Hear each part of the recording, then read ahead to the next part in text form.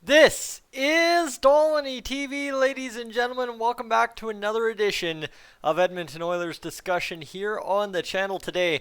I promised you, even though I was sleeping through that first video this morning, that we were going to go hard and we were going to get a lot of content and discussion up today, and that we continue with Olivier Rodrigue, somebody we haven't exactly talked a lot about, but he's been shining overseas in Austria for the Edmonton Oilers, and of course the Graz99ers of the IceHL, or however, I believe that's how it goes, IceHL, yep, IceHL.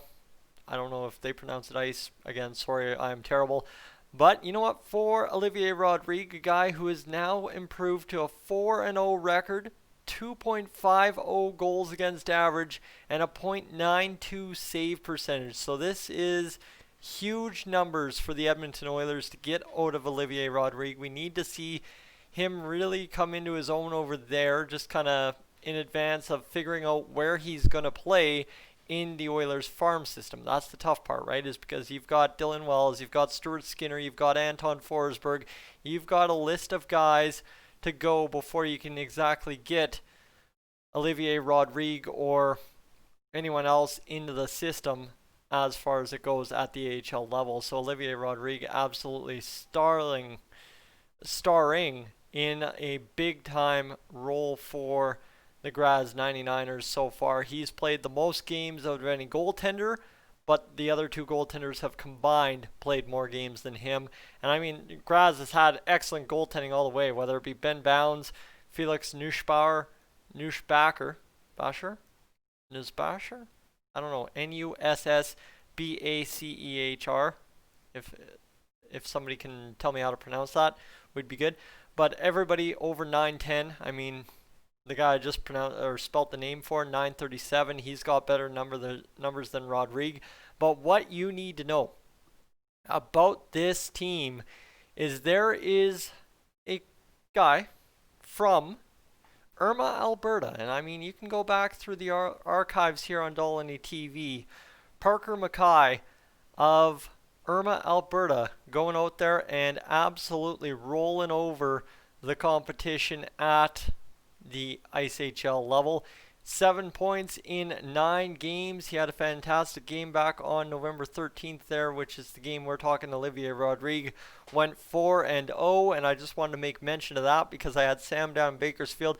Him and I go back and forth on the prospects all the time, and I just kind of jokingly mentioned, well, what the heck's going on for Olivier Rodrigue that he's got such a good team in front of him that he's going out there and dominating the way he has. I mean, he's a good goaltender prospect, but I did not expect that kind of result for a guy like Olivier Rodrigue at the pro level, especially after finding his own job, his own loan in the IceHL in Austria. Well, Parker MacKay, who's 26 years old nowadays. Oh my goodness.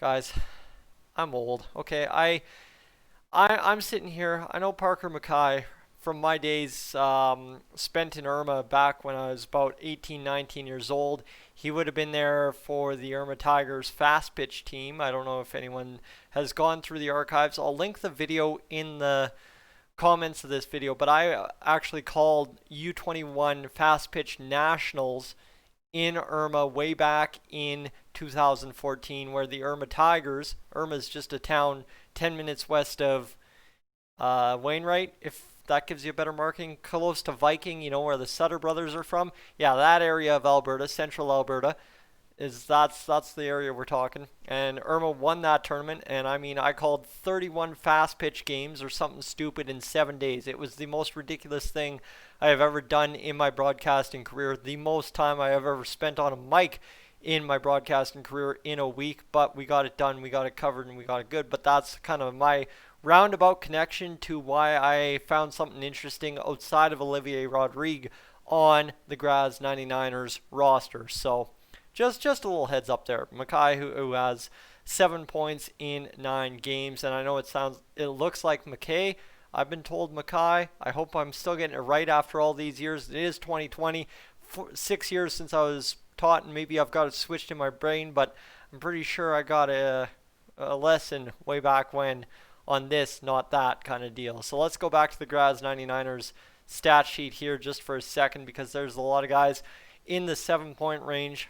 I mean, they've got 2 defensemen up there in the points, a guy that's literally listed as a D/forward, and I'm not seeing any other names to be aware of from an Edmonton Oilers or NHL perspective. But as I was chatting with Sam about this Graz99ers team and trying to figure out what makes it special for them and of course for us as hockey fans, is you will see on there, if I can find it, Joel Broda is on that Graz99ers team. Now, Joel Broda, where does that name even ring a bell for anybody? He's 30 years old. He's from Yorkton, Saskatchewan, a good Sasky boy, a good Prairie boy.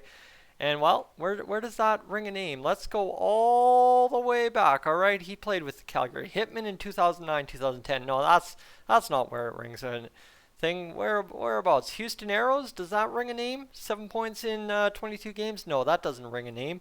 Oh, but the Bakersfield Condors, 2010, 2011, that rings a name. All right, the Condors, there's the connection.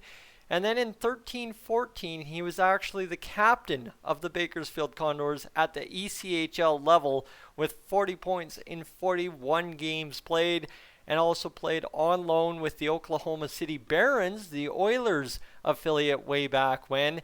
8 games, 2 points scored, and a goal and an assist for those 2 points. And he has now been in Austria for the past little bit here. 5 points in 7 games played this season, 41 points in 50 games the year previous, and he's been pretty much a guy who's consistently been just a tick off of a point per game in the IceHL or in the EBEL, which I believe it used to be called prior to this season. So, yeah, there's your connections. Now, what does that tell you about Olivier Rodrigue? Tells you Olivier Rodrigue for playing in a little bit more of a, I guess, out-of-the-way league, right? And I mean, that's the only way Olivier Rodrigue was going to find a loan over in Europe, was to play in an out-of-the-way league, or else you'd see Stuart Skinner somewhere in the SHL or Els Venskan or something like that, or Dylan Wells would go find some time.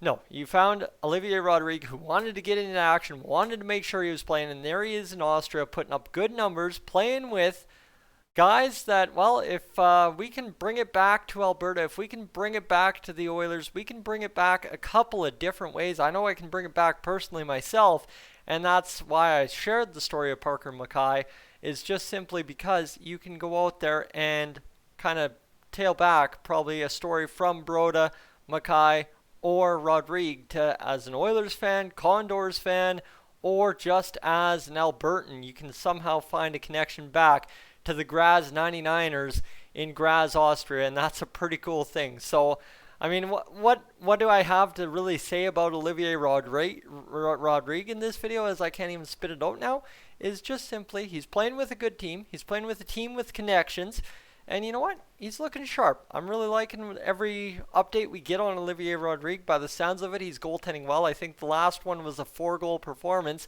but at a 2.50 goals against average in 4 games played that are 4 wins and a .920 save percentage. That tells you just how good Olivier Rodrigue has been doing prior to the 4-goal game, in which he still won the hockey game. And I mean, that's really where you need to go with goaltending, is you want to see a prospect go out there and drag his team to a win despite his own failings, despite the team's failings, and always producing a W and 2 points in the column. That's the biggest end-of-day thing we need to see out of a goaltending prospect, is that will to win, the drive to win, and the kind of forget it, I gave up 4, but we still got the win. That's what matters. Team first mentality, let's go.